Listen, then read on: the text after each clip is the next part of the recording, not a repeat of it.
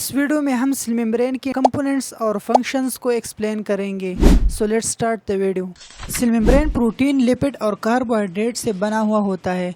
इनकी कंपोजिशन में protein 55%, lipid 40% और कार्बोहाइड्रेट 5% होते हैं। Lipid layer of the cell membrane.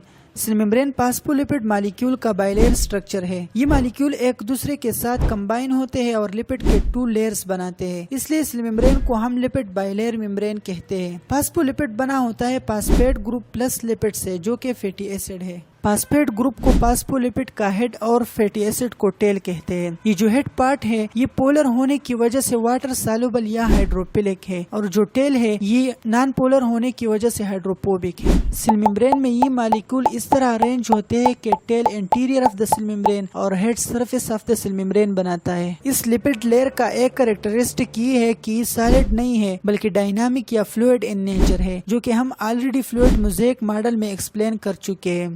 Cell membrane का एक पोर्शन उसके सरफेस पर एक पॉइंट से दूसरे पॉइंट को मूव हो सकता है, और इसमें जो सब्सटेंसेस डिसॉल्व होते हैं वो भी मूव हो सकते हैं।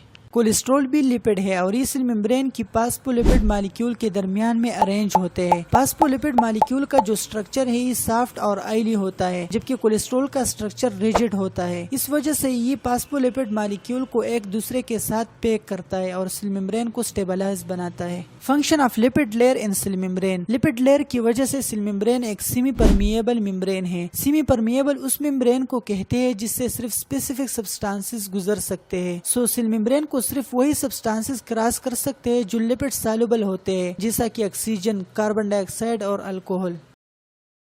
Protein in cell membrane. Cell membrane में प्रोटीन मोस्टली ग्लोबुलर फॉर्म में प्रेजेंट है, और ये प्रोटीन 2 कैटेगरीज में डिवाइडेड है, इंटीग्रल प्रोटीन और peripheral protein. Integral protein is the protein that pass through the entire thickness of the cell membrane from one side to the other side. Integral protein वो protein है जो cell membrane की thickness में एक side से दूसरे side तक पहुंच चुके होते हैं, और ये प्रोटीन सेल मेम्ब्रेन के साथ टाइटली बॉन्डेड होते हैं। इसको ट्रांस मेम्ब्रेन प्रोटीन या इंट्रिंसिक प्रोटीन भी कहते हैं। Peripheral protein is the protein which are partially embedded in the outer and inner surface of cell membrane. Peripheral protein वो प्रोटीन है जो सेल मेम्ब्रेन के आउटर और इनर सरफेस में थोड़े से इंसर्टेड होते हैं और एक साइड से दूसरे साइड तक नहीं पहुंचते। ये प्रोटीन सेल मेम्ब्रेन के साथ लूजली बॉन्डेड होते हैं, सो ये सेल मेम्ब्रेन से इजीली सेपरेट हो सकते हैं। पेरिफेरल प्रोटीन 2 टाइप के होते हैं, इंट्रासेलुलर पेरिफेरल प्रोटीन और extracellular peripheral protein. Intracellular peripheral protein is the protein which are located on the inner surface of cell membrane. वो peripheral protein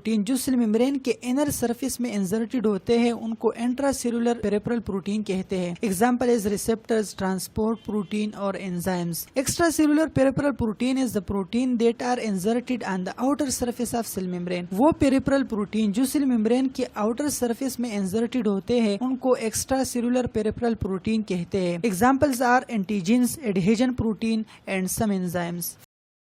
function of protein in cell membrane. Integral protein provide the structure integrity of the cell membrane. जो integral protein होते हैं ये cell membrane की structure को support करता है। Channel protein help in diffusion of water soluble substances such as glucose and electrolytes. Water soluble substances polar in nature है, जबकि सेल मेम्ब्रेन नॉन पोलर है, इसलिए ये सब्सटेंसेस सेल मेम्ब्रेन से नहीं गुजर सकते। इनकी गुजरने के लिए सेल मेम्ब्रेन में प्रोटीन चैनल्स होते हैं जिसके थ्रू ये सब्सटेंसेस सेल के अंदर और बाहर आते जाते हैं। Carrier or transport protein help in the transport of substances across the cell membrane by mean of active or passive transport. Substances active या passive transport के जरिए सेल मेम्ब्रेन को ट्रांसपोर्ट प्रोटीन के थ्रू क्रॉस करते हैं।